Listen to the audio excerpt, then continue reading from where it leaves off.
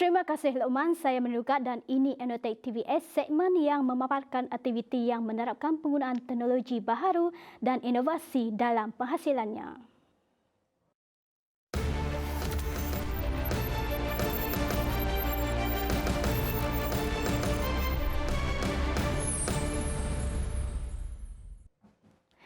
Kelab Sains Teknologi Kejuruteraan dan Matematik STEM Sekolah Menengah Kebangsaan St. Teresa Girl in STEM GIS kini menjadi perintis kepada inovasi sistem pendidikan di Sarawak.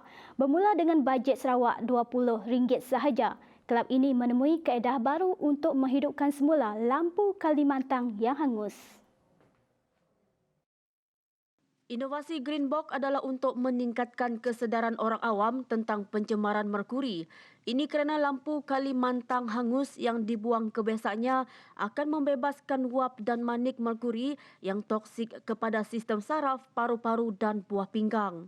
Guru pembimbing kelab GIS SMK St. Teresa K. Sri Kanapati berkata Green Box Education Kit adalah untuk membantu meningkatkan minat pelajarnya dalam pendidikan STEM. Ia juga adalah untuk memudahkan anak muridnya mencapai tahap yang tinggi dalam silibus mereka. Kita dah tengok dalam media sosial banyak guru-guru komplain bagaimana nak mencapai band 4, 5, 6. So Green Box Toolkit memudahkan mereka sebab ia seperti magic. So pelajar akan minat. Kenapa mereka tak capai? Sebab minat mereka terhadap sains. Itu adalah tunjang untuk mencapai band 4, band 5, band 6. So untuk sekolah SMK St. Teresa, saya dah buktikan pelajar-pelajar yang mengambil sains, bukan sains stream, mengambil subjek sains, boleh mencapai sehingga band 6. Untuk tujuan itu, Sri Ganapati berkata GIS akan bekerjasama dengan Institut Pendidikan Guru Kampus Batu Lintang untuk menyebar luas penggunaan kit pembelajaran ini di sekolah-sekolah di Sarawak. Kit tersebut akan digunakan oleh guru-guru sekolah sebagai pembelajaran berasaskan projek PBL. Semua cara untuk kita buat project based learning ada dalam buku dan ada dalam drive saya. So bila ada kit ni, boleh scan QR code. Dalam QR code tu ada semua lampiran-lampiran yang diperlukan oleh guru.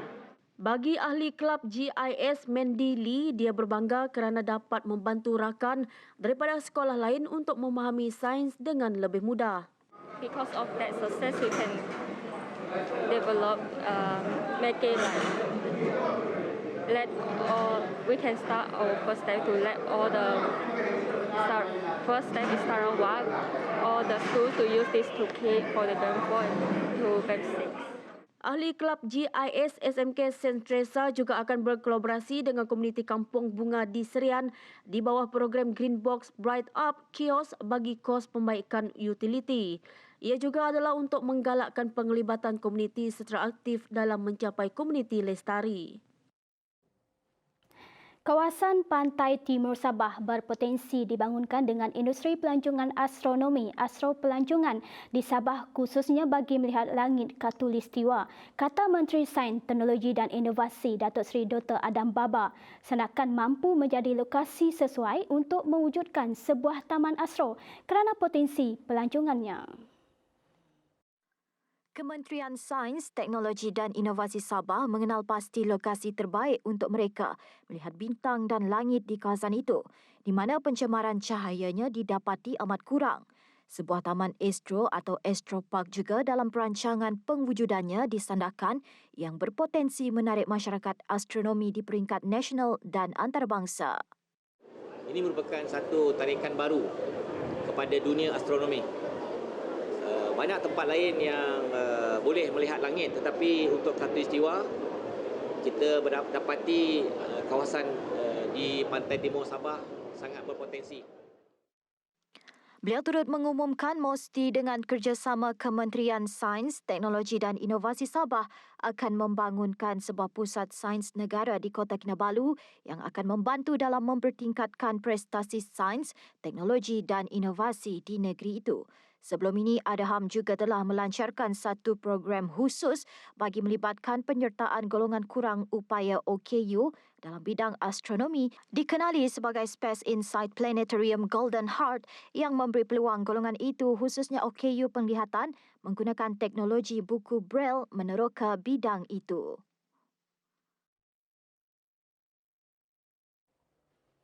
Balik pulau yang terletak di daerah barat daya Pulau Pinang bukan sahaja terkenal sebagai destinasi bagi menikmati Raja Buah. Kini bandar itu turut menawarkan satu lagi tarikan iaitu studio pameran barangan seramik hasil tangan Dr. Samsu Muhammad.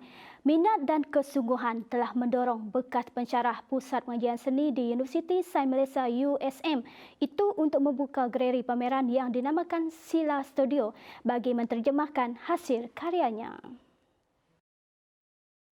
Syamsu berkata Sila Studio yang dibuka sejak September 2014 diambil daripada perkataan sila yang membawa maksud selamat datang, selain lebih mesra didengar dan diingati.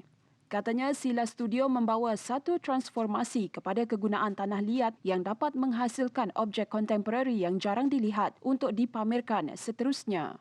Okey, di Gelis.co ataupun Sila Studio, kita menghasilkan pelbagai jenis produk, okey, termasuklah kalau dilihat di sini dalam bentuk karya ceramic art. Kita ada menghasilkan produk berbentuk cactus pot untuk penggemar-penggemar pasu bunga, yang mana cactus pot kita adalah handmade, yang mana berbeza dengan yang mass production cactus pot yang dijual di pasaran.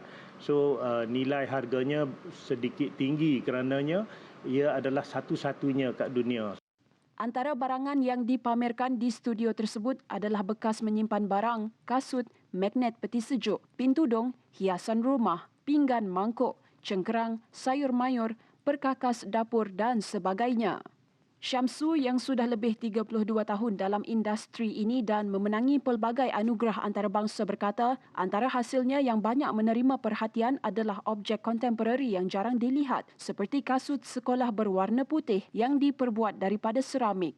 Kasut itu katanya dihasilkan untuk menyertai pameran bertemakan Earthworks atau metafora yang digunakan bagi menggambarkan kehidupan manusia di Galeri Petronas Pusat Konvensyen Kuala Lumpur KLCC pada tahun 2014. Proses membuat, saya membuat acuan dia untuk nak mendapatkan casting ni menggunakan acuan. Acuan itu saya buat sendiri dan prosesnya memakan keseluruhan daripada proses pembuatan itu sekurang-kurang 8 bulan.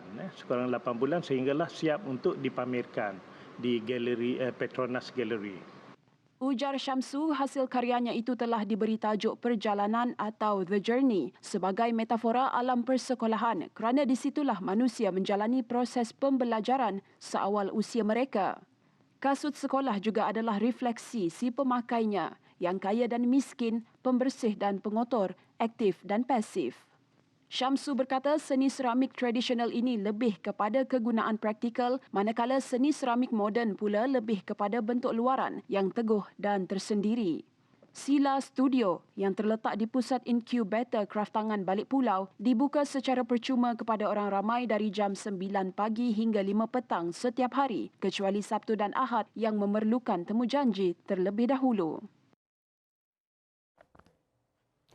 Sekian saja untuk segmen Inotek malam ini. Anda boleh juga dapatkan perkembangan terkini secara dalam talian di laman web TVS www.tvstv.my dan juga semua platform media sosial kami untuk siaran berita semasa, hiburan dan bereaksi tanpa henti.